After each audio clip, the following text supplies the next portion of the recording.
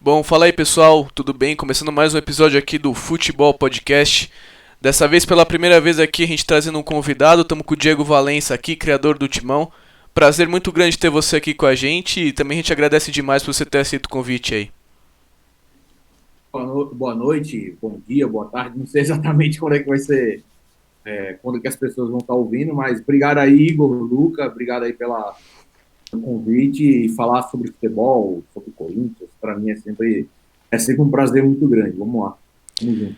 É isso. Daqui a pouco a gente já começa a fazer as primeiras perguntas. Só dar um aviso aqui pra vocês, pessoal. A gente que ainda não tinha feito com nenhum convidado ainda.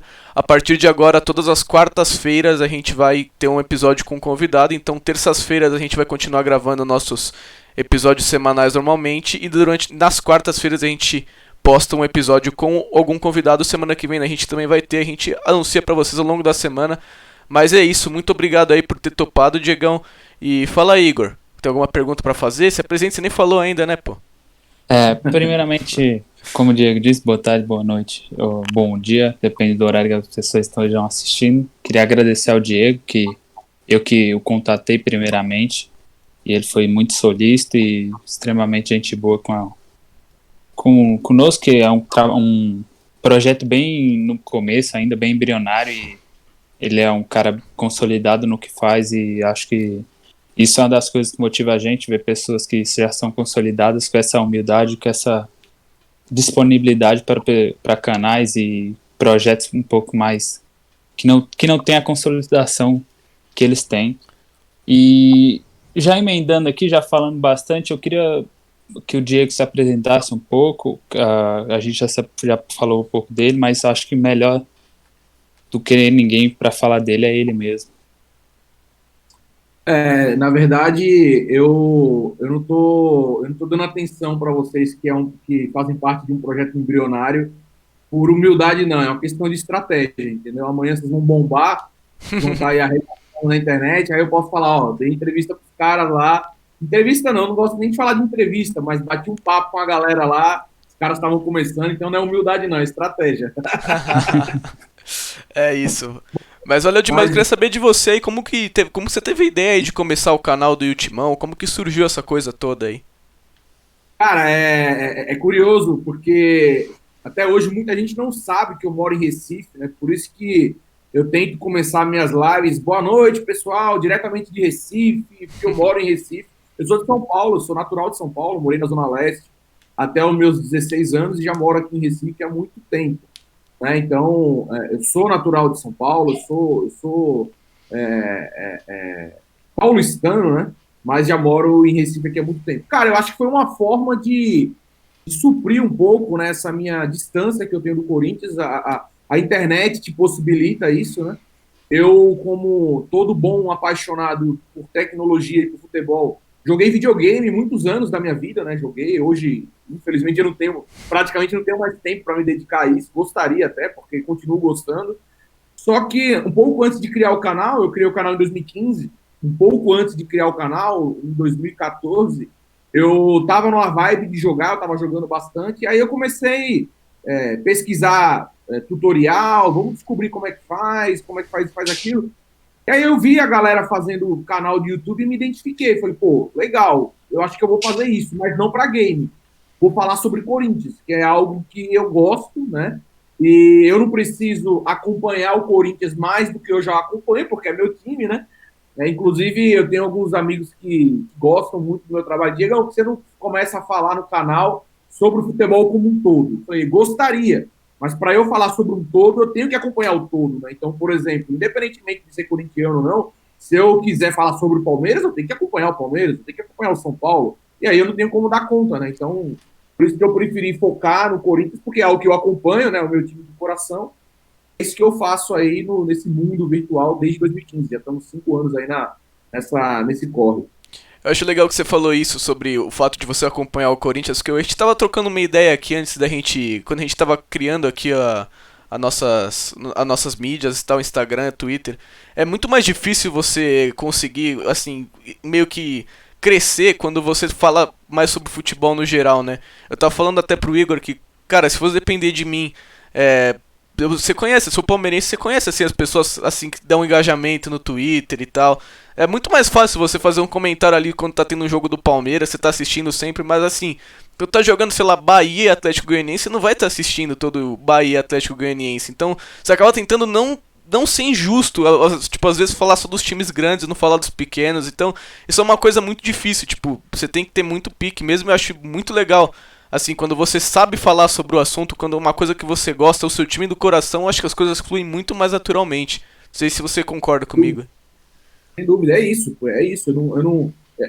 Claro, hoje eu tenho uma responsabilidade eu não, evidente, se eu tiver um problema pessoal, problema é problema, acontece problema na vida de todo mundo. Mas claro que hoje eu tenho uma responsabilidade de ter que assistir o jogo, porque logo após o jogo eu estou ao vivo e converso com o meu público.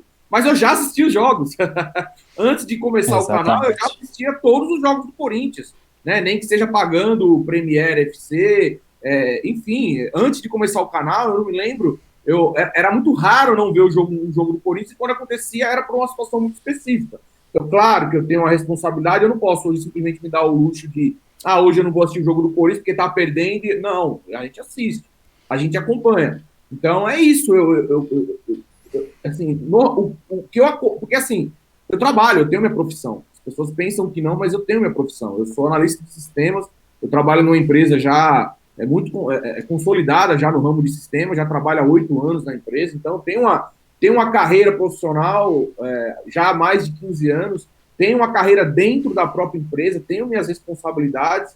Ontem mesmo eu precisei trabalhar praticamente o sábado todo, e então as pessoas pensam porque o canal atingiu um certo patamar, que eu vivo disso, e não vivo, né? O canal até hoje eu faço tudo em paralelo, mas eu não faço nada além do que eu já fazia, e isso acaba facilitando o meu trabalho. Eu continuo acompanhando as notícias, eu continuo por dentro do que eu sempre fiz. Legal, legal. Quer falar alguma coisa, Igor? Você não falou nada ainda, pô? Vou falar isso, vocês estavam falando sobre isso, e o Diego falou sobre desse mundo virtual. Eu tenho essa impressão, assim, acompanhando como torcedor e agora até como tentando criar um conteúdo, que existe uma diferença bem grande do público do Twitter pro Instagram e pro YouTube.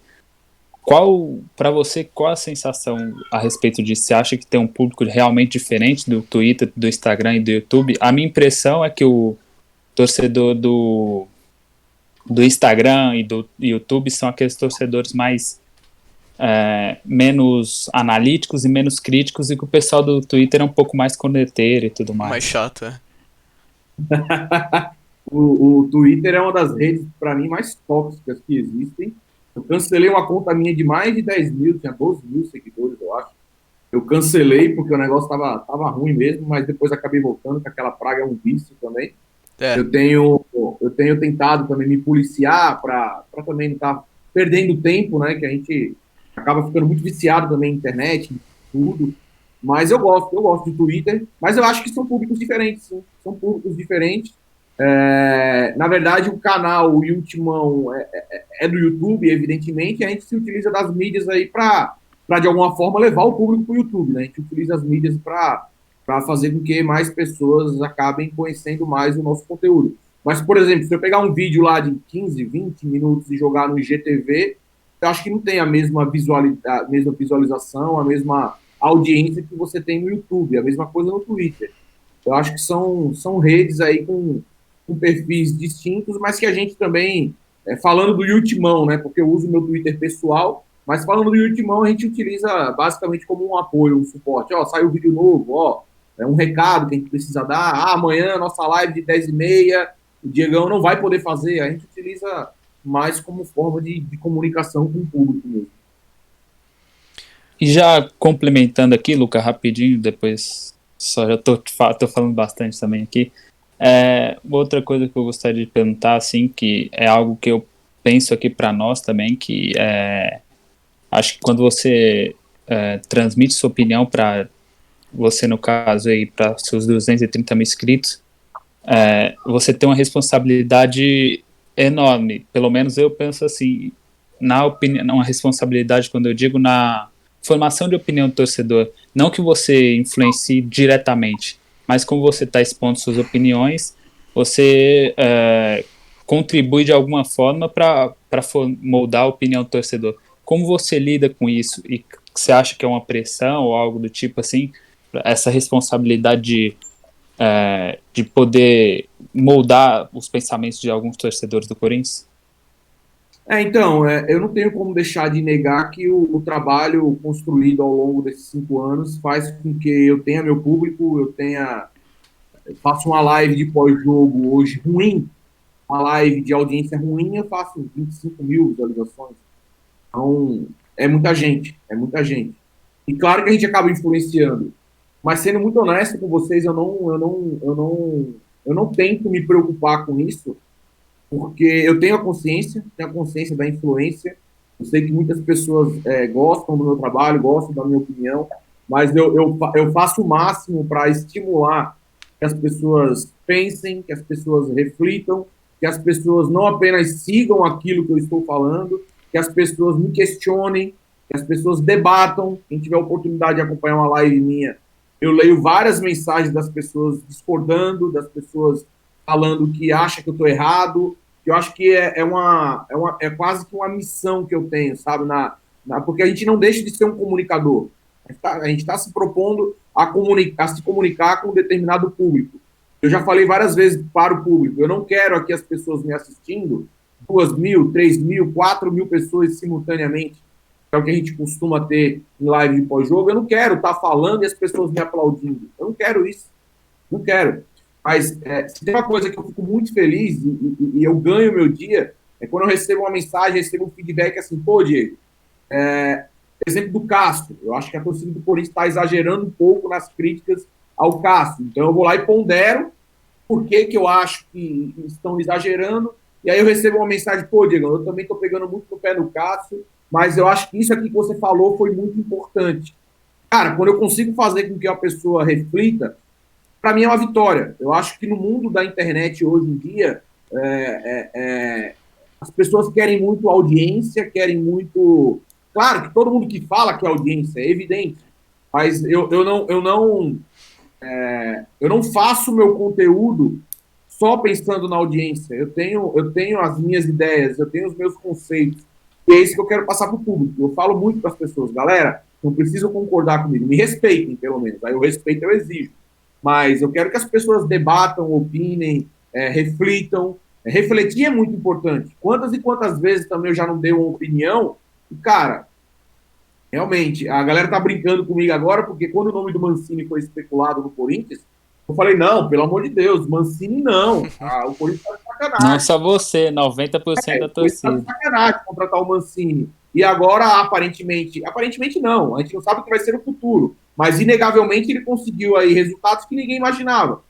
Já imaginou se eu fosse me abraçar com aquela minha ideia inicial de que Mancini não, e ficar criticando o cara por qualquer coisa? Ganhou do Internacional, mas jogou atrás, jogou igual. Fica feio, né? O público percebe esse tipo de coisa. Então, sim, eu não queria o Mancini e agora eu tô do lado do cara. Então, se eu acho que ele tá certo, eu digo que ele tá certo. Se eu acho que ele tá errado, eu digo que ele tá errado, independentemente do que eu achei na opinião inicial. Eu acho que o público percebe esse tipo de coisa.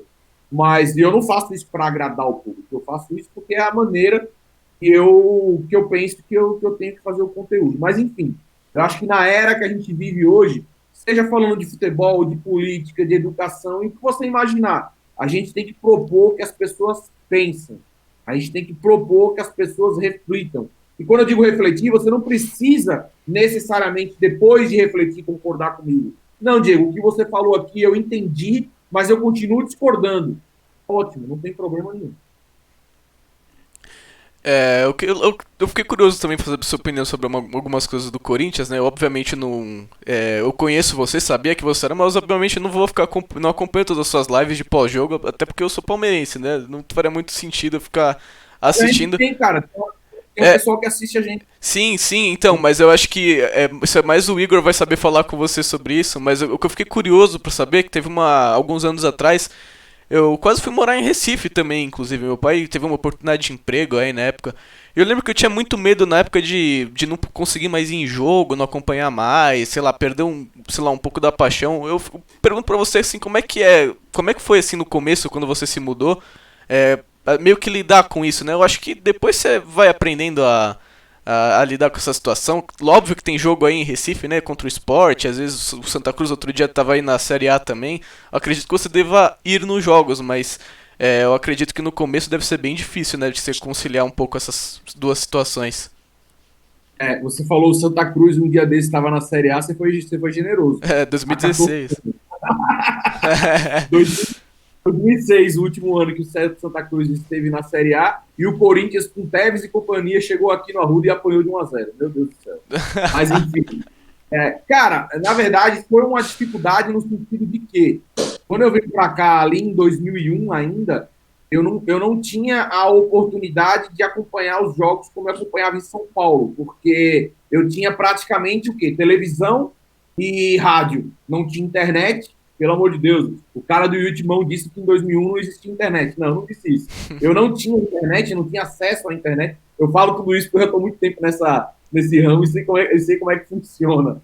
Mas eu não tinha acesso à internet e, querendo ou não, eu não tinha acesso à internet, não tinha acesso à TV a cabo. Eu lembro até hoje que em 2001 o Corinthians jogando a Comebol não, Comebol, 2001 ainda acho que era ainda Comebol, não era Sul-Americana. Eu tive que assistir o jogo na casa de um amigo meu que tinha Sky. E, pô, Diego, vai passar lá em casa. E eu fui, não tive nem dúvida. Então eu vou, vai passar, eu vou. Era uma dificuldade porque a televisão aqui era voltada para o futebol daqui. Passava jogo do esporte na Série B, quando estava na Série B, jogos do esporte na Série A, mas era uma grade voltada ao futebol pernambucano. Então, de fato, houve uma dificuldade, mas em termos de distanciamento, de paixão, isso nunca me atrapalhou. Quando eu comecei a me inserir na internet, eu lembro que meus primeiros contatos com a internet, meus primeiros contatos com a internet foi ali em meados de 2004, aí sim, aí era Globespot.com o tempo todo, acompanhando, sempre acompanhei, até que eu comecei a trabalhar, comecei a ter minha grana, e aí eu tive a oportunidade, eu acho que em 2010, foi a primeira vez que eu paguei meu PFC. Caramba, 2010 até hoje, quanto que eu já não gastei em Premiere, hein? Premiere FC. Mas aí facilitou um pouco o meu trabalho, mas não, a distância não me fez sentir mais ou menos corintiano, não. Teve as dificuldades, evidentes, mas nesse sentido, não. Eu sempre fui conhecido aqui em Recife como corintiano, porque era de camisa do Corinthians para cima e para baixo o tempo todo. Falando nisso, inclusive, Cara, uma curiosidade que eu tenho, rapidinho, Igor, eu queria saber, sim, pode assim, ir. como é que fica as torcidas aí, mais ou menos, porque aqui em São Paulo são torcedores talvez dos quatro grandes, no máximo você acha um torcedor da Portuguesa bem de vez em quando e você não acha torcidas de outros times, né? Eu queria saber como é que é aí no Nordeste, no Recife em geral, se na rua galera maciça, assim, a massiva maioria torce pros times daí, se tem muito torcedor do Flamengo, de algum outro time, que é uma curiosidade que eu realmente tenho, assim, de todas as cidades do Brasil. O Corinthians é a segunda maior torcida do estado de Pernambuco. O estado de Pernambuco, o Corinthians é a segunda maior torcida, a primeira é a do Sport. Tanto na Bahia, quanto no Ceará, quanto em Pernambuco, nas capitais, os times locais têm muita força. Bahia, Vitória, Sport, Santa, Náutico, Ceará e Fortaleza. Né? Nos interiores desses estados, aí você começa a ter muito flamenguista, vascaíno, corintiano, são paulino, por uma questão de antena parabólica de anos atrás, que praticamente as pessoas aqui do Nordeste, muitas delas, principalmente no interior, se via obrigada a acompanhar os times do eixo, né? O pessoal aqui gosta de chamar, que É, são os times do eixo, né? De São Paulo e Rio de Janeiro. Mas os times aqui, como eu falei, nas capitais desses três estados, eles são muito fortes.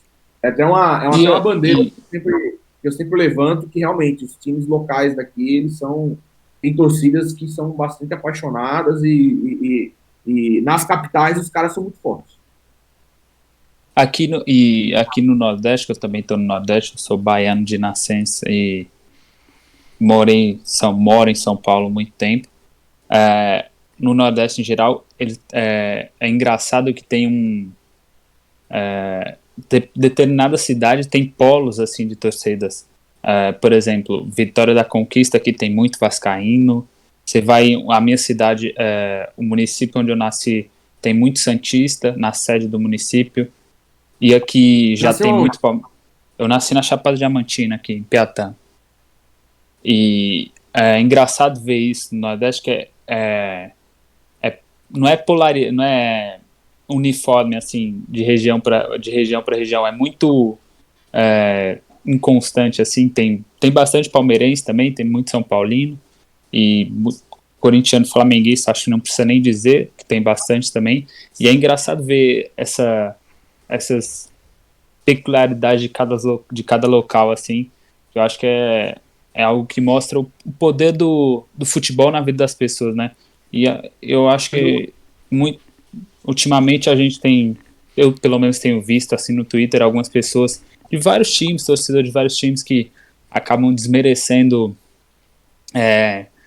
o torcedor do sofá, que o cara tem todo o direito de só querer assistir o jogo em casa, o torcedor que mora longe, desmerecendo porque ele participa do jogo, ele vai no jogo, etc. Eu acho que Isso é ridículo. amor ao time não tem distância, não tem lugar. O cara que mora aqui no interiorzinho da Bahia, aqui, eu acho que ele tem, se fosse para mim escolher um torcedor de fato para dizer que alguém é mais torcedor, não existe isso, mas supondo, se alguém fosse mais torcedor, é o cara aqui que tá no interiorzinho da Bahia aqui, ou no interiorzinho do não sei aonde, enfim.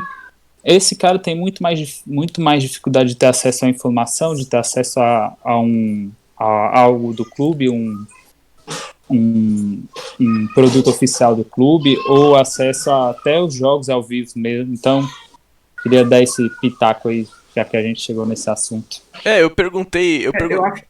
Foi mal, Diego. Eu só vou te falar, eu te perguntei porque, assim, como a gente não tem essa noção aqui de São Paulo, quando a gente vai ver um jogo de algum time grande fora do estado, e você vê o estádio, assim, a parte de trás, assim, do estádio tomada pela torcida de um time aqui grande, qualquer um dos. Acho que, tirando os do Sul e o Rio São Paulo, né? Mais os times que tem mais torcida, você vê que o estádio fica lotado de um jeito, cara, você não tem noção. Você percebe que você não tem noção da dimensão do tamanho da torcida do seu time. Eu acho isso muito louco, por isso que eu te perguntei, mas pode falar aí o que você ia falar. Palmeiras, São Paulo, Corinthians, Vasco e Flamengo, eu acho que são os principais times aí fora das suas, né, dos seus ambientes, vamos dizer assim. Aqui em Recife mesmo eu vejo direto muitos torcedores do São Paulo na Ilha do Retiro, muitos torcedores do Palmeiras. Realmente os setores eles ficam bastante cheios. Com relação ao que o Igor falou, Igor, é muito do que a gente vive hoje em dia, né? Todo mundo querendo rotular todo mundo, todo mundo querendo ser melhor do que todo mundo, e eu defendo Exatamente. muito a bandeira, cara. Eu tive a oportunidade de eu e meu irmão, a gente foi para um jogo no Ceará, até o jogo que o Osmar Loss foi demitido do Corinthians, a gente tomou gol de goleiro, puta que pariu. Eu quase não vou pra jogo. Eu sei. 1x0, o gol do Everson, que hoje tá no Atlético. Que fase, viu? Que fase, mas eu tive no estádio e várias pessoas me reconhecendo, conversando, e aí eu tive a oportunidade de escutar cada história, cara, de gente que mora no interior do Ceará, e o cara pegando ali 500, 600, 700 quilômetros de van para poder assistir o Corinthians, tá ligado? Então, assim, como é que eu vou falar que esse torcedor é mais ou é menos apaixonado do que um cara porque mora do lado de Itaquera e frequenta o estádio, tá ligado? Tem muita história bacana, tem muito torcedor do Corinthians, do Palmeiras, do São Paulo, deixando um pouco o clubismo de lado. O assunto aqui agora não é de rivalidade, nem de estar tirando onda com ninguém, mas tem muita história de torcedor legal, cara. Tem muita história. Às vezes pode acontecer de um cara que me acompanha aqui do Recife, aí o cara tem um filho, o cara gosta muito do meu trabalho e é corintiano. Tem um primo meu, por exemplo, o João Arthur, que ele é torcedor do esporte, fanático, mas ele adora o Corinthians por causa de mim. Então, assim, como é que você vai tirar o direito de uma criança dessa de 11, 12 anos de gostar do Corinthians? Qual o problema dele gostar de Corinthians? Ah, mas ele já torce pro esporte. E qual o problema? Para mim, ele pode torcer pro esporte, pro Corinthians, para quem ele quiser. Ah, mas torcedor não pode ter dois times. Mas quem foi que disse isso? Ah, mas eu só consigo torcer para um time. Você. Mas às vezes eu posso gostar de um time por causa do meu pai e gostar de outro time por causa de um amigo, por causa de um primo, por causa de qualquer coisa. Cada um tem a sua relação muito peculiar com o seu time, entendeu? Não importa se você é do Nordeste, se você é do Sudeste, se você é de São Paulo, se não é. Cada um tem a sua história para contar. E hoje é muito desse tempo que a gente vive, né? É muita gente querendo rotular de Nutella e de raiz. É o torcedor que. Eu ouvi dizer que o cara preferiu assistir a final da Champions League e não assistir o jogo do Corinthians. Esse cara não serve para ser torcedor do Corinthians. Cara, eu, particularmente, não troco um amistoso do Corinthians por uma final de Copa do Mundo. Eu não troco. Mas, cara, se você quer assistir a final da Copa do Mundo, vai lá, irmão. Vai firme. Não tem problema nenhum. Entendeu? Então é muito isso. A gente vive muito isso hoje em dia. Para mim, o cara que faz isso, aquilo outro, não é torcedor. Bom, a gente vive muito isso, infelizmente. É muito um querendo cuidar do nariz do outro, né? Meio complicada a situação que a gente vive. É verdade. Você tá com... Verdade. Você Pode falar, você pode tá falar. coberto de razão. Já que você falou de um garoto aí, eu lembrei de uma história curiosa aqui a gente tá falando, entrando nesse assunto torcedores, uma história curiosa aqui da minha cidade, que o rapaz, uma vez eu fui cortar cabelo, tava tendo uma festa aqui, aí eu aproveitei para dar aquela cortada no cabelo, né, ficar um pouco mais bonito. E descobri, eu chegando lá, cortando o cabelo, conversando com o cara, descobri que ele é corintiano, conhecia já ele, mas não de conversar e tudo mais. Descobri que ele era corintiano e que ele tinha colocado no filho dele o nome de Liedson. Ele gostava muito do Liedson, e inclusive hoje o Liedson, a gente joga bola junto, um menino super gente boa e tudo mais.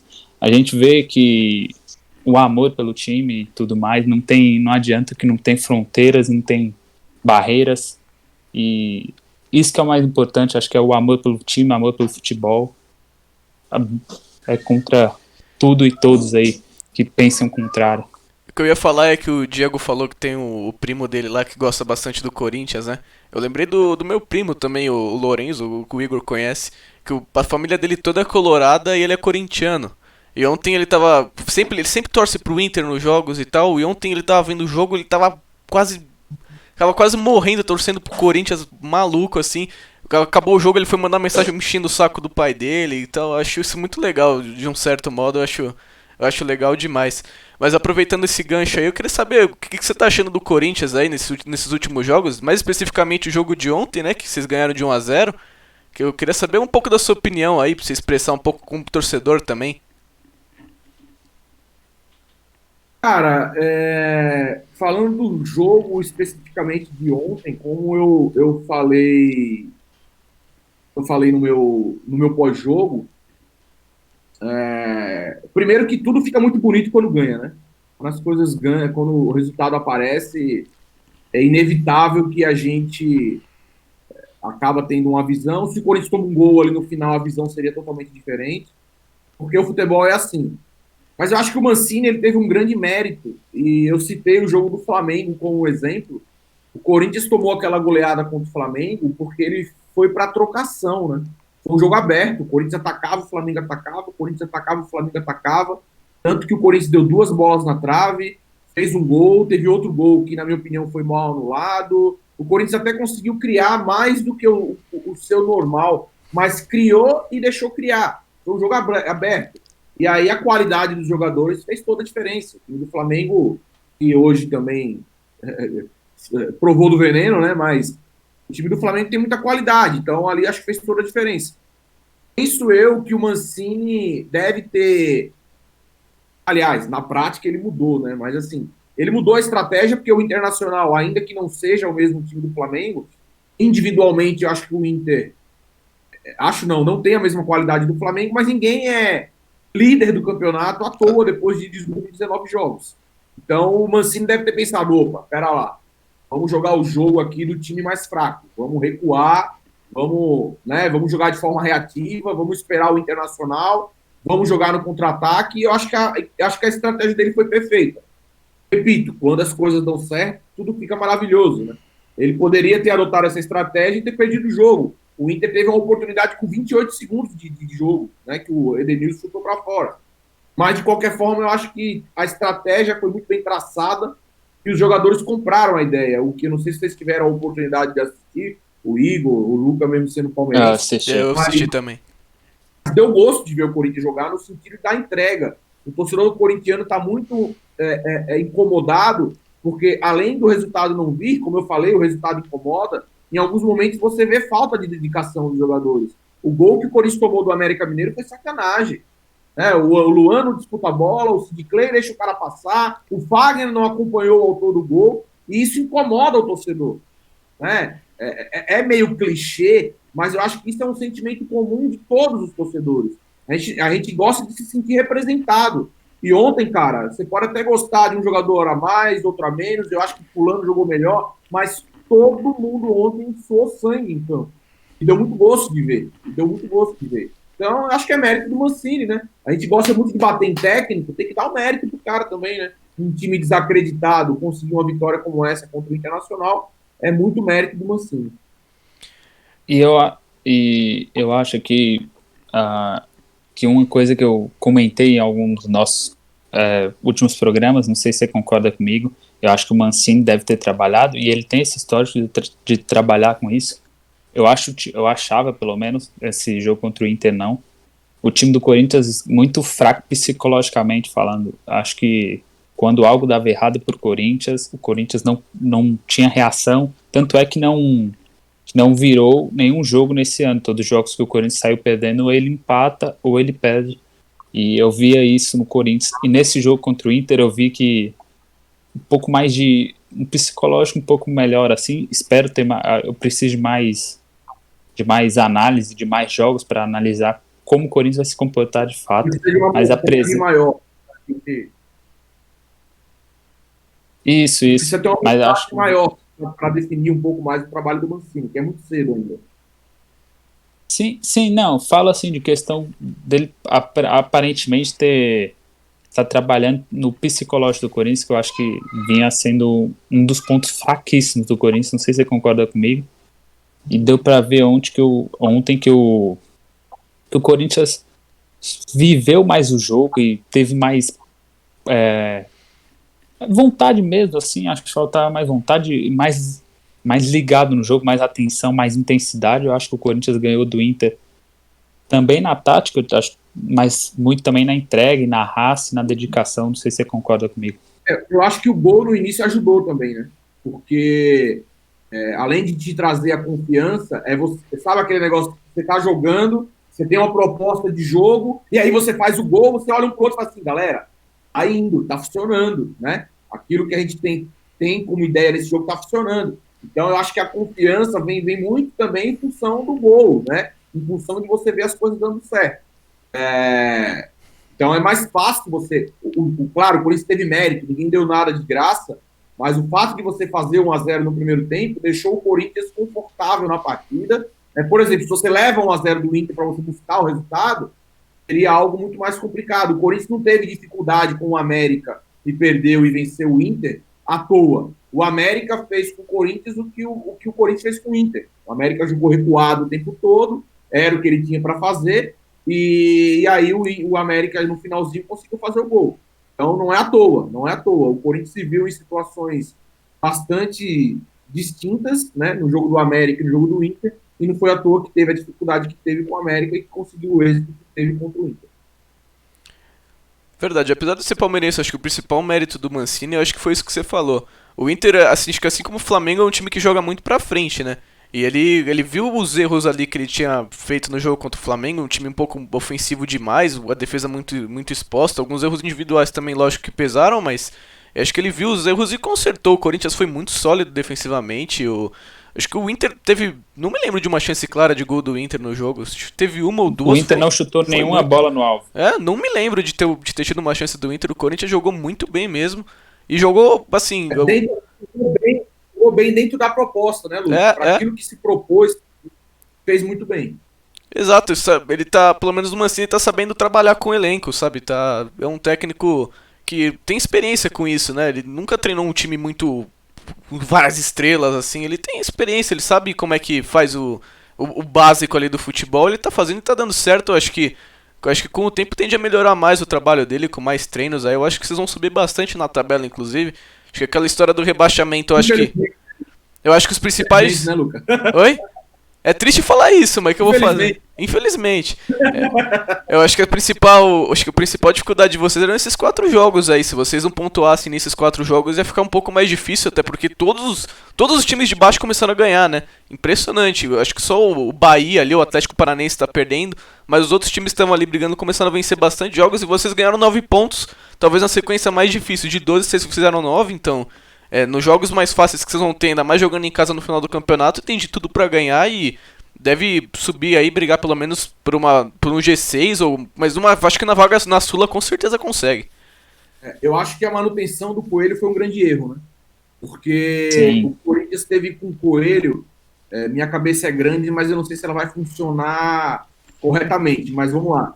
Teve Fluminense fora de casa, Fluminense, Bahia, Sport, Atlético Goianiense, Bragantino, Santos e Ceará. E o Santos, detalhe, tá? O Santos todo desfigurado. O Santos jogou com um time que tinha jogador lá que eu nem conhecia. O Coelho conseguiu fazer 6 pontos. 6 pontos em 21. E olha os adversários. O Corinthians não ganhou do Ceará, não ganhou do Sport, não ganhou do Bragantino, não ganhou do Atlético Goianiense, não ganhou do Santos desfigurado. O Fluminense eu dou um desconto. Além do Fluminense estar bem classificado, foi o primeiro jogo do Coelho, onde ele praticamente não teve tempo de estragar ainda mais o time, né? Ele não teve tempo. Mas foi uma pena o Corinthians perder todo esse tempo com o Coelho. Eu falei lá no meu canal que não existe você dar 7 jogos para um técnico interino que não tem resultado. O técnico interino vai ficando e vai aumentando a sua possibilidade de ser efetivado com resultado. O Coelho não. A partir do 3º, 4º jogo já tá dizendo, não dá, tem que trocar, tem que colocar. E o Corinthians foi lá. Então, assim, bateu o desespero no torcedor do Corinthians.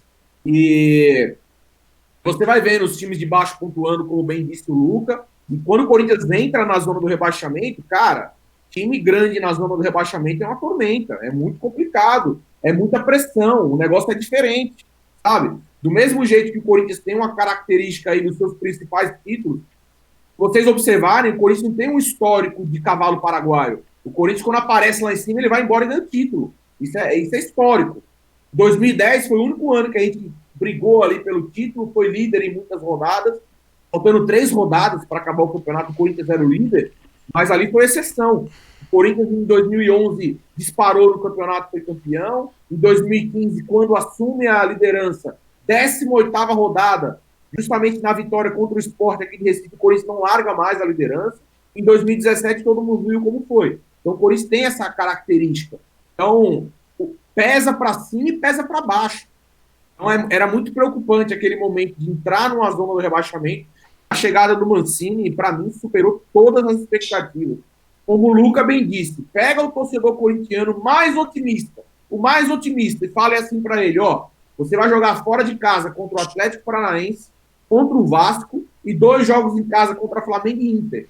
Quantos pontos você acha que vai fazer? Cara, eu vou ser muito honesto com vocês. Numa visão otimista, diria assim, 4 pontos. Otimista, 4 pontos. O Corinthians fez 9. Então, abriu-se aí um horizonte muito positivo aí para nós, pelo menos para não ficar sofrendo na parte de baixo da tabela. Eu ainda acho que é cedo. Acho que o Corinthians ainda precisa aí mais de umas 3, 4 rodadas para realmente se provar que não vai brigar no pelotão de baixo. O campeonato está muito achatado, né? Mais aí 2, 3 vitórias que já começa a brigar na parte de cima. Mas eu acho que o Corinthians não vai embolar aí nessa briga pelo Z4, não. Tomara que não. Eu falei aqui, só rapidinho, só antes de você falar, eu falei aqui no podcast exatamente o que você falou. Sobre o time grande quando entra na zona de rebaixamento, entra daquela turbilhão de coisa, pressão, torcida em cima. Eu falei, acho que a maior chance do Corinthians salvar do rebaixamento é sair da zona de rebaixamento agora. E fez a tarefa muito bem, infelizmente, como você mesmo falou, né? Pra mim, pelo menos. Mas conseguiu, tá indo muito bem e vamos ver aí nas próximas rodadas, mas como tem ainda muito... Eu tava olhando a tabela aí esses dias, o Corinthians ainda vai ter muitos jogos fáceis em casa. E por isso que eu falei que essa sequência... Exatamente, por isso que eu falei que essa sequência aí, ela era ideal. Mas fazendo 9 pontos, eu acho que fica muito difícil de ser rebaixado mesmo. Eu acho que esse perigo, eu acho que o Corinthians já passou. Acho que tem que olhar agora para uns horizontes mais à frente aí. Eu acredito também se o time só o Mancini, eu acho que ele conseguiu resgatar uma coisa que apesar de eu ser palmeirense, aquela coisa do jeito Corinthians de jogar, ganhar jogando na raça, mesmo às vezes quando falta técnica, faz um gol no finalzinho ali. Eu acho que não tem nada mais Corinthians que isso. Inclusive eu fico muito puto quando acontece um gol assim, que nem o do Everaldo aconteceu nos últimos 2 jogos, eu tenho vontade de me matar. Mas não tem jeito, a gente sabe que com vocês sempre foi assim, ganha na raça, ganha, é o jeito de vocês de jogar. E acho que quando os jogadores estão dando o máximo de si assim, e conseguem resgatar esse espírito, acho que as coisas andam e andam muito. E eu acho que isso é essencial, pelo menos pro Corinthians, na continuidade do campeonato. E Curiosidade agora traz. tanto o Corinthians quanto o Palmeiras ganharam lá do Atlético Paranaense no finalzinho, né? Exatamente. Vai lá, O gol foi Verdade. até. Acho que no último lance, exatamente igual. Só os gols foram diferentes. É. Só trazendo uma curiosidadezinha aqui, que o Diego falou a respeito do Coelho e tudo mais. Hoje eu estava vendo uma comparação que se o Mancini tivesse os 7 jogos do Coelho e mais os 4 dele aqui e mantivesse o aproveitamento de 75%, que é o de hoje, talvez é fora da realidade, sim, mas é um dado. O Corinthians estaria a 1 ponto do Internacional, por exemplo. E numa sequência que o Corinthians teve jogos extremamente bem mais fáceis do que essa sequência agora que o Mancini pegou, então não seria um absurdo o Corinthians estar não brigando pela liderança, mas não seria um absurdo o Corinthians estar ali junto do Santos, junto do São Paulo, ali na região ali de 4ª a 6ª colocado. E tem time pra isso, né? Então, e você falou, eu também acho, e você falou que o Mancini nunca comandou um time cheio de estrelas e tudo mais. Eu acho que isso até foi algo preocupante para a torcida do Corinthians, que criaram e criam ainda teorias que existem panelas, que certos jogadores se acomodam e tudo mais. E isso acho que foi uma preocupação da torcida, não sei como o Diego pensa a respeito disso, de o Mancini não ter canja, culhão para lidar com essa situação. Eu acho que inclusive ele tem, né? Ele treinou Sim, São também Paulo acho. ano passado, treinou o Atlético Mineiro se eu não estou enganado, acho que também no final do ano, né? No final do ano passado. 2016. Eu acho que tem, eu só acho que essa questão de ter culhão, como você falou, é uma faca de 2 legumes, né? Pode ser um tiro no pé também. O gerenciamento de um elenco, é por isso que eu falo assim, eu costumo falar no meu canal, você gerenciar uma equipe, né? Você ser o líder de uma equipe, é uma tarefa que curso nenhum no mundo vai te dar. É um dom. Você pode aprender conceitos, você pode aprender teorias, você pode ter alguns, sei lá, evita isso, evita aquilo, mas você só vai aprender na prática. É o absoluto conhecimento empírico que você precisa para gerenciar pessoas, gerenciando pessoas. Então, o Mancini, ele tem a experiência da carreira dele como técnico. O fato de ser jogador, eu acho que também ajuda, não é algo determinante, mas ajuda, porque ele entende os 2 lados. Eu acho que isso é fundamental. Você, para ser um bom comandante, você também ter uma experiência como comandado, você pode até aprender com o erro dos outros. Pô, aquele técnico, quando eu era jogador, fazia isso e eu não gostava. Então, já não vou fazer porque eu sou técnico agora. Mas tem que ter o dia a dia. Não tem como você adquirir esse conhecimento. E outro detalhe, não existe receita de bolo. Cada grupo é um grupo. Cada indivíduo é um indivíduo. Então, eu posso estar falando aqueles papos de coaching, papo de mas é a maior realidade do mundo. Eu fui o técnico do São Paulo, lá eu peguei o medalhão do time, afastei a laranja podre e funcionou. Não significa que vai funcionar aqui. A laranja podre desse elenco não é igual à laranja podre desse elenco. Então é muito difícil. Porque às vezes, sabe que às vezes eu me pego pensando, cara, esses caras vivem futebol o tempo todo. Não é possível que, por mais que o técnico seja ruim, não é possível que o jogador não saiba o que tem que fazer em campo. Não é possível, entendeu? O cara, o zagueiro do Corinthians subiu a linha defensiva ou voltou a linha. Será que tudo é culpa do técnico? Não é só culpa do técnico. Os caras vivem futebol O jogador em campo sabe também o que é bom e o que não é, o que fazer, o que não fazer. Então, acho que tudo eu não estou aqui dizendo que tática não é importante, que não faz diferença, faz. Mas acho que a atribuição mais importante de um técnico é você gerir o grupo. É você deixar os caras com a motivação lá no alto para que em campo eles consigam fazer o trabalho da melhor maneira. Usem o exemplo de vocês, no trabalho de vocês. Como é que você trabalha super motivado e como é que você trabalha sem motivação. E não é uma questão que você é vagabundo, que você não presta, que não é isso. Mas todo mundo aqui já teve algum momento da vida profissional que, pô, eu não tô bem, meu salário tá baixo, o meu chefe é um merda, e aí você não trabalha direito, cara, não tem jeito, não tem jeito. É verdade, e o que que eu acho que você tem muita razão, isso é mais importante ainda no Brasil, essa questão de gerenciamento do grupo, e a gente vê isso nos técnicos que fizeram sucesso no Brasil aqui. Você vê o Tele, era um cara que tinha o grupo muito na mão, o Luxemburgo, o Felipão, com aquele negócio de família escolar e tudo mais. Luxemburgo nem tanto, né?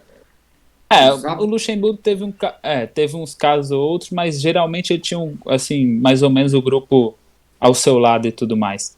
E, por último, o Tite, que teve sucesso no Corinthians, não tem, acho que não, pelo menos das entrevistas, dos relatos que eu vi, todos falam extremamente bem do Tite como pessoa, não só como técnico. Então, acho que isso que você falou é um ponto extremamente importante para se lidar aqui no Brasil. Na Europa, aparentemente, precisa sim ainda de um gerenciamento legal de grupo, mas aparentemente eles tratam de maneira mais profissional, mais friamente as coisas, que é uma questão cultural e tudo mais, né?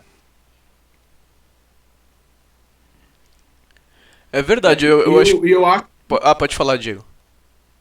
Rapidinho, Luca, dando até um pitaco aí no ex-treinador do Palmeiras, eu acho que o Luxemburgo ele merece todo o respeito do mundo, né? O cara, ainda que no final de carreira, o cara conseguiu ser campeão pelo Palmeiras paulista na década de 90, o Palmeiras ficou com um jejum, ele vai lá em 2008 e ganha o Paulista, aí o Palmeiras ganha outro jejum e com ele ganha o Paulista de novo. Tem que respeitar a história do Luxemburgo.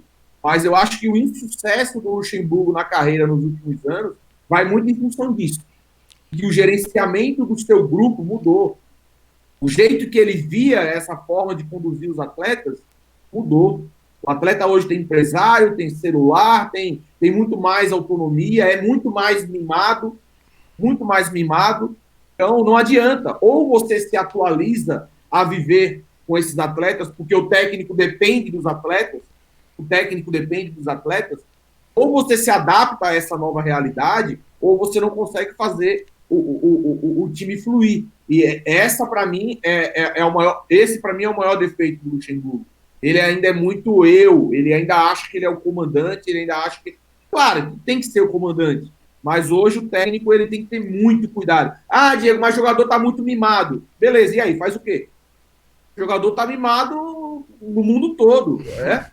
É a geração atual, ou você se atualiza. E quando eu digo se atualiza, não é só o futebol jogado dentro de campo, que é muito importante. Mas para mim o Luxemburgo parou no tempo. O Luxemburgo, várias e várias declarações aí dizendo que o futebol não mudou nada. Como que não mudou, Luxemburgo? Hoje o cara domina uma bola. Cara, o time do Inter ontem era impressionante. O Corinthians dominava uma bola, os caras... Era 3-4 em cima da bola. A intensidade do futebol mudou. Então eu acho que eu tenho o maior respeito, cara. Eu tenho o maior respeito pelo Luxemburgo, sinceramente. Mas toda vez que o Corinthians perde um técnico que a galera fala, e aí o Luxemburgo? Eu falo, não, pelo amor de Deus, o Luxemburgo não. O Luxemburgo não dá. Inclusive, quando ele foi pro Palmeiras, eu achei ótimo. Quando o Luxemburgo foi pro Palmeiras, eu achei ótimo. Eu também. Cara, e o Luca gostou. E o Luca gostou de verdade. Eu gostei, mas eu gostei mais quando foi o Felipão, porque eu falava que se ele virasse técnico, a gente ia ser campeão. Todo mundo ria da minha cara. Todo mundo dava risada da minha cara. Eu falava, se contratar o Felipão, o time é campeão brasileiro. E o que aconteceu, o time foi campeão. Inclusive, eu acho que ele foi demitido injustamente depois. Mas, enfim. Eu acho que sobre o Luxemburgo, eu acho que ele sempre teve esse problema de rachador de elenco e tal. Dizem, inclusive, que aqueles times do Palmeiras dos anos 90, o time era completamente rachado. Só que a principal virtude dele era a tática, né? E ele era muito bom taticamente. O time dos caras não se gostavam, os caras não se falavam, mas chegava em campo e dava tudo certo. O time sabia o que fazia, era um time muito bem arrumado. Tem quantos anos? Eu tenho 18. Eu não vivi essa época, mas. 18. Então, eu não Eu, vivi. É isso que eu ia falar. eu tenho esse corpinho de 34, mas eu tenho 35 anos. Eu vi o Luxemburgo. E eu falo pra você, eu vi o Luxemburgo, vi ele no Corinthians, vi ele no Palmeiras, vi ele no Santos. Eu afirmo pra você, foi o melhor técnico que eu vi. Foi o melhor técnico que eu vi. O É, todo Luxemburgo mundo. de mudança do jogo durante o jogo. Ele mudava o time no primeiro tempo, o time tá mal, ele tirava um volante, botava um atacante. Cara, o que ele vai fazer? Aí o atacante, que era atacante, jogava de meia, o meia vinha para volante, o volante ia para lateral, tudo isso com uma alteração. Ele era mestre nisso. O Luxemburgo, eu sempre falo, eu critico o hoje, mas eu não sou maluco de não falar o que eu vi do Luxemburgo. Para mim, o Luxemburgo foi o melhor técnico que eu vi. O melhor técnico que eu vi. Então, eu vejo muitos jogadores que foram treinados por assim, técnicos top da Europa, diversos outros, e falam que ele foi o melhor, né? Não é à toa, né? E acho que se você perguntar com a grande maioria dos torcedores que viram ele, todo mundo fala que ele foi o melhor. E realmente não é à toa. Ele, de 76 pra cá, o Palmeiras ganhou 5 títulos paulistas e ele ganhou todos. Então, assim, o cara não é à toa, né? Não é à toa. Nenhum técnico conseguiu ganhar um paulista. Só ele, sei lá, 40, mais de 40 anos, nenhum técnico conseguiu ganhar um título do campeonato, só ele. Eu acho que a única virtude que ele deu pra gente, assim, palmeirense como torcedor, foi ter ganhado o título do campeonato. Eu acho que ele resgatou um pouco essa alma dos jogadores de jogar contra um clássico contra o Corinthians, que parecia que o time do Palmeiras contra o Corinthians era. Os caras pareciam que estavam jogando contra o Juventus da Moca, um amistoso. Jogava contra o 15 de Piracicaba, jogava com raça, dando sangue, chegava no jogo contra o Corinthians. Nossa bronca, inclusive, não era de perder clássico, era com isso.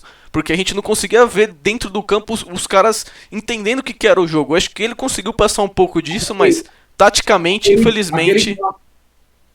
Aquele Tanto clássico que a é, gente ganha de 1-0 do jogo, que a gente tinha um jogador a menos, ali foi o exemplo.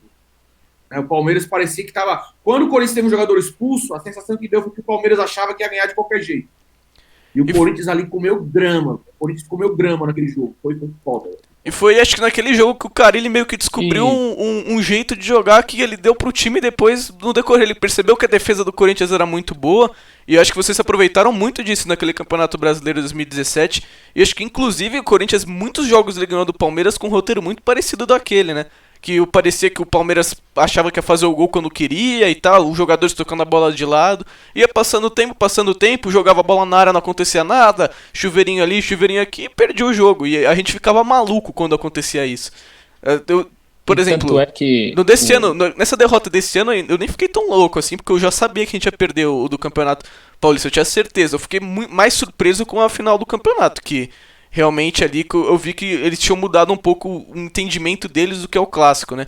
Aí eu fiquei surpreso, mas tava virando uma situação que todo jogo contra o Corinthians a gente sabia que a gente ia perder e a gente sabia que a gente ia, do jeito que a gente ia perder. Era uma coisa que, assim, irritava muito o torcedor. Eu acho que foi um mérito muito grande dele ter resgatado isso. Mas foi o que eu falei, infelizmente ele parece ter perdido o grupo no final do trabalho dele e taticamente o trabalho dele era um completo desastre. O time não tinha padrão de jogo nenhum e tal. Então eu acho que é meio triste até um técnico que tem uma história tão grande, tão bonita, acabar desse jeito, né? O nível do e Campeonato tanto Paulista é que foi nessas. muito fraco. É O nível verdade. do Campeonato Paulista foi muito fraco. Então alguém tinha que ganhar. O Exatamente. próprio Corinthians, se ganhasse e teve próximo disso porque foi para os pênaltis, seria um campeão de um futebol muito fraco também. Então, absolutamente, não é tirando o mérito do Palmeiras, porque Não, eu concordo, eu concordo.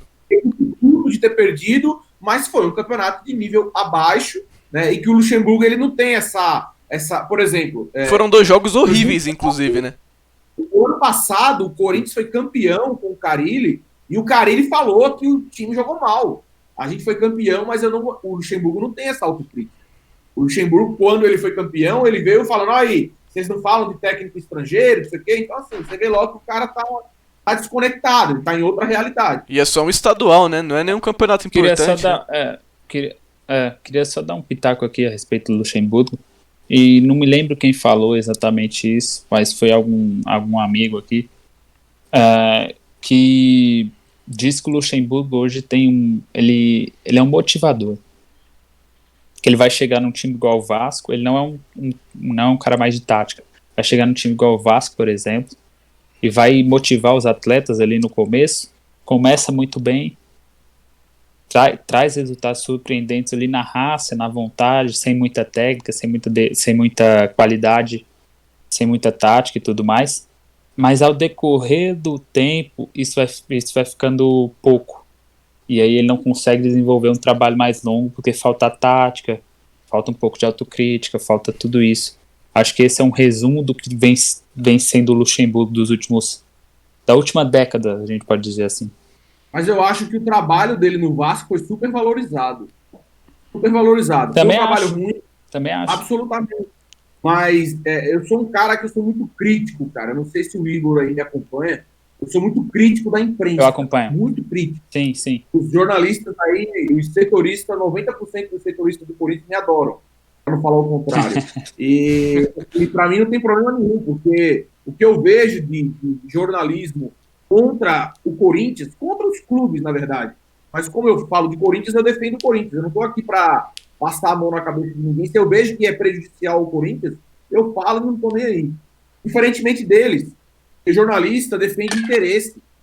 O jornalista ele tem os interesses dele ou da empresa que ele trabalha. E eu acho que existem alguns jornalistas que são amiguinhos de treinadores e jogadores. Então, o trabalho da supervalorização do trabalho do Luxemburgo do Vasco é trabalho da imprensa. E, pelo amor de Deus, o que o Luxemburgo fez no Vasco? Só porque o Vasco não brigou para não cair? Ah, Diegão, mas o time do Vasco é ruim. Cara, em 2017, o Vasco com Zé Ricardo foi para Libertadores. Bem lembrado, bem lembrado. Então, assim, sabe, eu tô pegando no pé do Luxemburgo, o trabalho não foi ruim. Não foi ruim, mas não foi essas mil maravilhas que, sabe, eu via muito, eu digo isso porque eu via corintiano abraçando isso. Cara, pelo amor de Deus, o Luxemburgo voltou. Não, que Luxemburgo que voltou. Se o Luxemburgo tivesse levado o Vasco para a Libertadores, eu classificaria como um grande trabalho. Mas, pelo amor de Deus, não dá. Sabe o que eu acho que inflou bastante esse trabalho dele aí no Vasco? Aquele jogo contra o Flamengo, que era o Flamengo da máquina do Jorge Jesus e tudo mais. E aí o Luxemburgo consegue um empate de 3-3 ali e tudo mais. Acho que isso inflou... Foi 4-4? Foi. Então, acho que isso inflou muito o trabalho dele no Vasco. Foi um jogão, sim. O jogo viu que era o Flamengo atacando e o Vasco defendendo. E aí, gol de bola parada, gol de contra-ataque. É válido, não tô tirando o mérito. Mas, pelo amor de Deus. E o Vasco empatou, se não me engano, Eu tenho uma opinião até bem peculiar sobre o Luxemburgo. Ele é um técnico que, assim, pra mim, ele virou técnico de time pequeno e eu vou explicar como eu vou falar isso. Você pega o Vasco, quando ele assume o Vasco não tinha padrão tático e de jogo nenhum. O Vasco era uma bagunça em campo. A única coisa que ele fez o Vasco foi organizar as posições dos jogadores. E talvez ele tenha estudado um pouco os adversários que ele foi enfrentar. Porque se você vai analisar, lógico que na época ninguém falou isso, mas se você analisar o jogo do Vasco, os jogos que o Vasco ganhou, a maioria é tudo gol achado, gol de bola parada, gol de sobra, assim, que uma jogada que foi fluindo e saiu gol. Ninguém sabe explicar como, mas saiu o gol. E o trabalho, ele foi conseguindo muitos pontos assim. E talvez pro Vasco foi muito útil, porque o Vasco precisava dos resultados, mas quando ele pega um time um pouco mais qualificado na mão, ele não consegue dar esse padrão de jogo que todo mundo viu. Eu posso só te corrigir um pouco, que você falou de time pequeno e usou o exemplo do Vasco. Não, óbvio, né? É porque o time... Mal. Exatamente, é que o time do Vasco Você acha que seria melhor um time times que não tem tanta qualidade técnica? Sim, eu falei do Vasco. Eu citei o Vasco porque o elenco do Vasco é ruim. Era ruim, inclusive, né? Hoje não tem. O time do Vasco hoje em dia não é tão ruim quanto era no passado, inclusive. Acho que o Vasco tá nessa fase aí. O time do Vasco é um time pequeno. O time do Vasco. Exatamente. Quanto tempo você não vê um Vasco protagonista? Qual foi o último Vasco protagonista? Aquele o último que disputou com o Corinthians. Aquele que liderou com o Corinthians na Libertadores. 2012. E no ano anterior brigou pau a pau pelo Campeonato Brasileiro. E assim, por mais que às vezes a gente possa colocar uma frase um pouco de forma indevida, eu acho que o próprio torcedor vascaíno, o próprio torcedor do Fluminense, o próprio torcedor do Botafogo sabem que a história deles hoje é muito maior do que os times que eles possuem há muito tempo. Eles sabem disso. Eles podem até se chatear quando vê alguém chamando de time pequeno, tudo, mas eles sabem o contexto que isso está inserido. Botafogo, Vasco e Fluminense são gigantes, são gigantes do futebol brasileiro. Mas hoje, o Botafogo, o Vasco, o Fluminense está perdendo jogador para o Bahia, está perdendo jogador para Fortaleza, está perdendo jogador para o Ceará, que são clubes, entre aspas, menores, mas que estão estruturados, estão pagando melhores salários, não atrasam salários. Então, só para passar um pano aí pro Luca, no sentido de que eu acho que o torcedor mais consciente sabe o que ele quis dizer. Infelizmente, os torcedores do Vasco, do Fluminense, inclusive o Fluminense está fazendo uma grande campanha, o Fluminense e o Botafogo, eles não possuem times que representam a grandeza dos clubes. Inclusive, eu queria até aproveitar, rapidinho, eu queria até aproveitar, Diego, se você não quiser responder essa pergunta, sinta-se à vontade, mas uma coisa que eu fiquei curioso, eu queria saber um pouco das eleições do Corinthians, se tem algum candidato que você acha que deve ser o ideal pro Corinthians e tal. Como eu falei, eu acho que como isso é meio polêmico, também tem muitos torcedores que te acompanham, devem ter uma opinião diferente da sua. Se você não quiser responder, fica à vontade, mas eu fico com essa curiosidade, assim, até porque meu avô também ele participa da política do Corinthians, então eu entendo um pouco sobre isso. Eu queria saber um pouco de você, se você tem algum candidato que você acha que seja o melhor pro Corinthians no futuro. Se o Diego não quiser responder, eu respondo depois, e se ele responder, eu comento em cima também. Eu sou um crítico, e eu acho que temos de ser. Eu falo no meu canal assim, pessoal, o vereador, o prefeito, o governador, o presidente do nosso país, o presidente do nosso clube, eles não estão aqui para ser idolatrado, não. Para ser venerado. Eles têm que ser cobrados. Ah, Diegão, mas o Andrés naquela época fez um negócio legal. Legal. Ah, mas o presidente da República fez um negócio que foi legal. Legal. Mas tem que existir uma cobrança permanente. A gente tem que cobrar. Tem que cobrar. Não tem que ficar idolatrando esse tipo de gente. Não existe você idolatrar político de clube nem político de política. Né? Política do nosso país. Então eu sou um cara crítico. Faço várias críticas lá no meu canal, várias críticas. Quando eu entendo que merece um elogio, eu faço um elogio, também para não ser injusto. Mas temos que ter uma visão crítica. O que fazem com o Palmeiras, o que fazem com clubes da grandeza dos clubes que a gente torce, eu acho que o torcedor tem que ter uma visão crítica. E acho que isso está mudando. Há 5 anos, há 10 anos, ninguém queria saber se o balanço do Palmeiras deu positivo, se deu negativo, se contratou um jogador caro ou barato. Ninguém queria saber disso. Mas, como eu falei, tudo muda. Hoje o torcedor está mais antenado.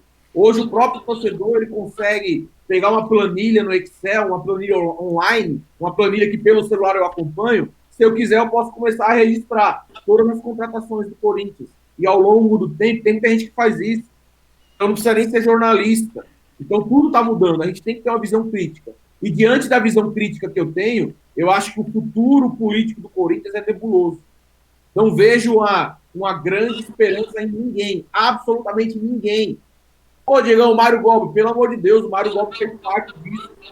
Sabe? Parece aqueles políticos de São Paulo, do Rio de Janeiro, que faz parte da corja, depois cai e fica parecendo que agora virou a solução. Sou crítico. Ah, Diegão, mas se o Mário Gobi fizer um bom trabalho, se ele for eleito, ótimo, tomara que faça. Mas não tenho nenhuma esperança, nenhum ânimo com o Mário Gobi, não tenho nenhuma esperança e nenhum ânimo com o Augusto Melo. Agora, o meu sentimento é, eu quero que o Duílio não ganhe. Porque eu entendo que o que vai ser do Mário Gobi, o que vai ser do Augusto, eu não sei. Mas o que vai ser do Duílio eu já sei. Que é a continuidade do que está aí. E a continuidade do que está aí eu acho que é extremamente prejudicial ao Corinthians. Ô, Diego, mas será que alguém que assiste não pode fazer algo pior? Pode, tudo é uma possibilidade. Mas eu acho que é momento de tentar mudar algo, por mais que eu não vislumbre uma mudança significativa. Mas, então, o meu sentimento é, não apoio ninguém, não estou animado com ninguém, mas eu só quero que esse grupo que comanda o Corinthians aí há muitos anos perca. Esse é meu sentimento. Fala aí, ô Igor, só pra falar, faz a última pergunta aí, que daqui a pouco a gente já vai ter que encerrar, que a gente combinou com o Diego 1 hora, né? Então a gente já atingiu, então pra você fazer a última pergunta aí rapidinho pra gente poder encerrar, beleza? Deixa ele falar. Eu vou só comentar. Só comentar sobre essa questão da eleição presidencial do Corinthians, e o Diego falou que ele é um cara bastante crítico, é um dos motivos de eu seguir e de acompanhar o trabalho dele. Eu acho que esse tipo de coisa é importante, porque hoje em dia é muita muito jogo de interesse, muito, como ele falou, assim, algumas pessoas que defendem interesses próprios e de suas corporações, suas instituições de trabalho e tudo mais. E falando sobre a política do Corinthians, eu tenho um sentimento mais ou menos similar com o do Diego. Eu, no começo, acreditava que o caminho seria o Mário Gobi. Ainda se eu fosse votante, votaria no Mário Gobi, fosse o caso. Mas esses últimos tempos aí, a aliança com alguns conselheiros que a gente sabe das antigas, que não tem boa fama e tudo mais, e deixou um pouco com o pé atrás e receoso quanto ao Mário Gobi e sua turma.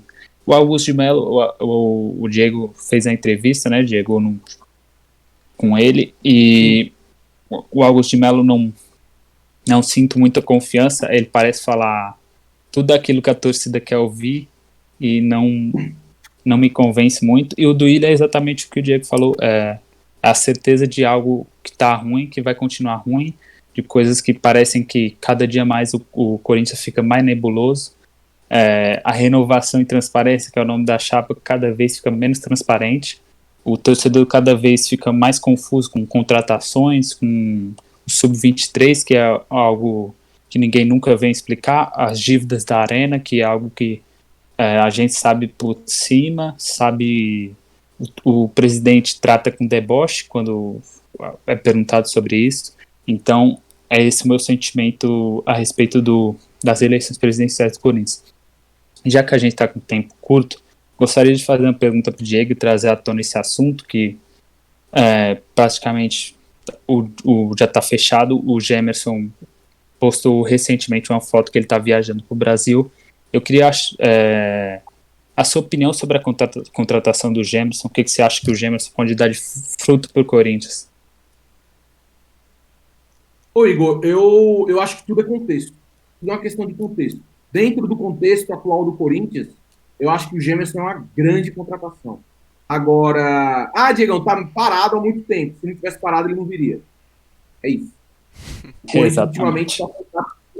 Então, é uma realidade, é a nossa realidade. Você acha que o Corinthians vai contratar o Gemerson titular do Mônaco? Não vai. Não vai. Entendeu? Então, eu acho que é uma grande contratação. O Gemerson até ontem, né, no meio de dizer, estava aí cotado para ir para a Copa do Mundo, né, junto do grupo do Tite. É um cara de 28 anos, né? Diego, o cara se destacou na carreira toda e está chegando com 36 anos. Aí você fica com o pé atrás. Mas é um cara de 28 anos, então eu acho que 27 a 30, 31 anos, eu acho que o jogador vive o auge dele, né? Então, 27 até uns 31, o cara vive o auge físico e técnico, de experiência, então o Jamerson chega num bom momento da carreira e não está lesionado, porque poderia ser uma situação também de que o cara tem uma lesão grave, que não está jogando e vai vir para o Corinthians. Então, pode dar errado? Pode dar errado. Se você contratar o Messi hoje, você não tem garantia que vai dar certo. Ele pode se machucar, pode encerrar a carreira. Toda contratação ela é um risco. Mas até pelo fato de vir por empréstimo, é um contrato curto, né? Eu acho que é uma grande contratação. E independentemente das críticas que faço, o Gemerson chegando, eu acho que é ponto para a diretoria do Corinthians, é uma grande contratação. Também acho. E só para finalizar aqui nosso bate-papo, que foi muito, muito produtivo e muito, muito legal.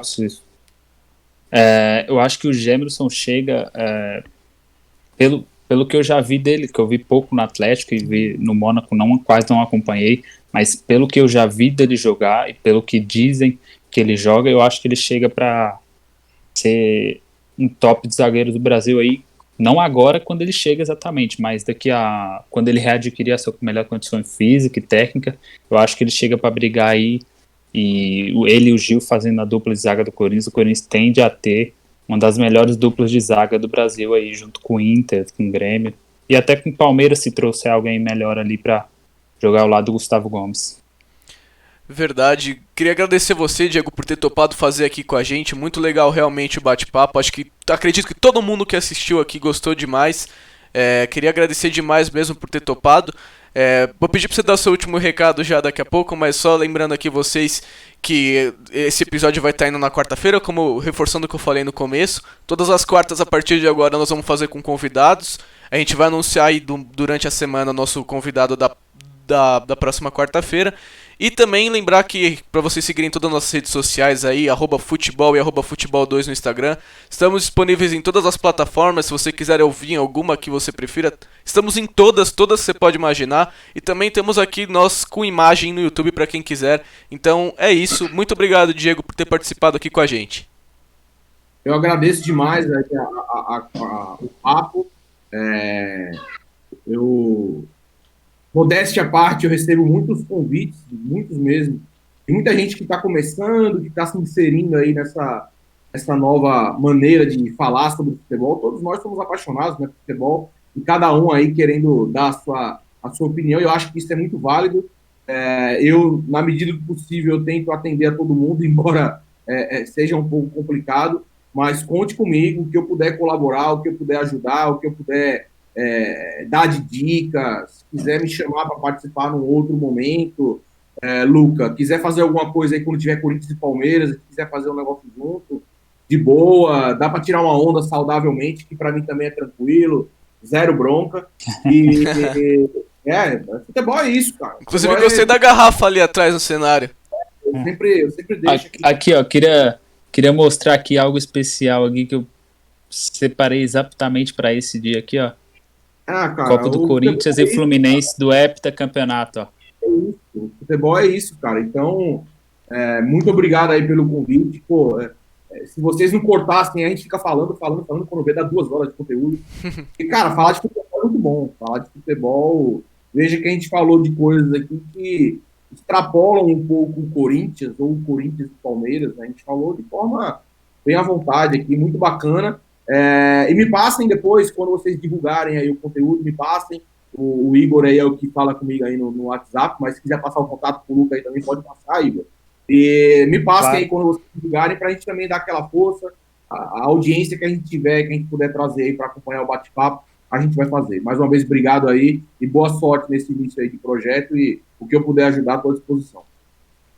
Pô, cara, queria te agradecer novamente. Eu já sei que o Luca agradeceu e que a gente tá se estendendo um pouco, mas eu queria te agradecer de novo, porque aqui até fica um pouco nervoso, que é um cara que eu acompanho, isso, eu gosto muito, e como eu disse lá no começo, é legal demais, é muito gratificante. Foi extremamente difícil achar convidados e pessoas dispostas a falar de futebol quando você está num projeto que é embrionário, como eu disse, e você foi solícito demais, e nosso papo aqui foi extremamente produtivo e muito gostoso, porque você está aqui de livre, espontânea vontade, de peito aberto, para falar mesmo, e fala com muita propriedade. Foi alto. Oi? Eu tô aqui porque achei foi alto. Pagamos bem, né? Mas a gente não pode falar isso aqui pro público, tem que deixar na miúda.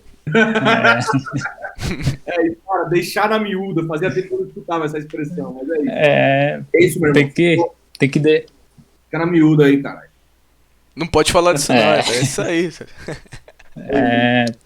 Tem que...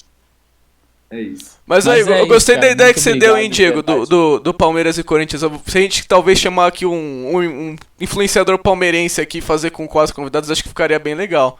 A gente vê isso aí mais pra frente, mas gostei da ideia. A gente pode fazer isso sim, achei excelente. Mas beleza, obrigado de mais uma vez, Diego. Então até semana que vem aí, pessoal. Terça-feira temos o nosso episódio semanal e quarta-feira, mais uma vez, temos o nosso episódio com o nosso próximo convidado. Obrigado demais, Diego. Foi isso e valeu! Valeu!